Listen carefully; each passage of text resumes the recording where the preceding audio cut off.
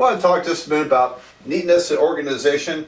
Now this really applies to homework you turn in, because when you have time to work homework, you've got time to be neat and organized about it. So organize your work. Put spaces between problems. Don't jam your work into little areas. I got some students who try to jam their work in real tight. I think they were probably taught that in high school by high school teachers who didn't want to shuffle a lot of paper. Most of us really don't care.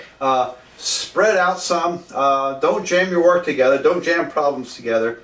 Because when you jam things together, you do make mistakes. All that clutter, it starts to look like clutter, you make mistakes. Now if you're doing homework, you know what I did? Usually when I worked a homework set, I would go back and recopy it neatly. And because my first attempt was just a rough draft. And I would say about 95% of the time what I get in homework people hand me is a rough draft.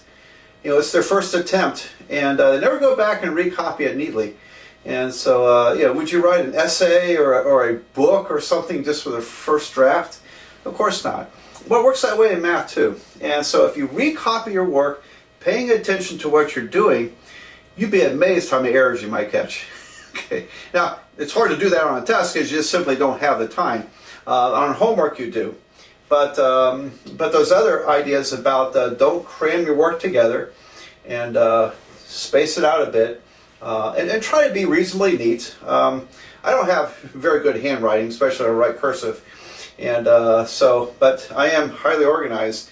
Without being organized, I couldn't be successful in math. I couldn't do this for a living. And so every little bit you do to organize your thoughts and not clutter things up, not skip steps. You know, don't skip too many steps. It's okay to skip a step every now and then, but try not to skip too many steps. When you do, it's much easier to make an error.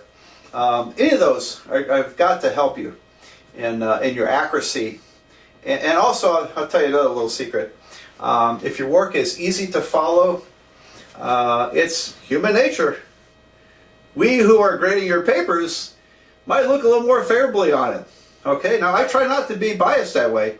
I think we all try to be unbiased in our grading, but it's human nature. If your work looks very easy to follow, very easy to read, we might just be just a little easier in grading it. So that's and wouldn't you also, rather than having to sort through and figure out where the answers are and things like that. So you know, finally, make sure it's clear what your answer is. And sometimes I just circle my answer when I'm working problems on the board, and there's the answer. Okay, and don't make the person grading your paper search and try to figure out what your answer is.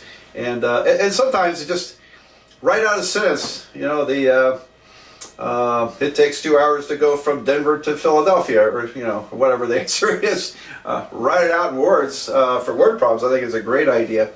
But make sure people can follow your work and identify the answer. Because look, when I'm grading, I'm looking for the answer primarily.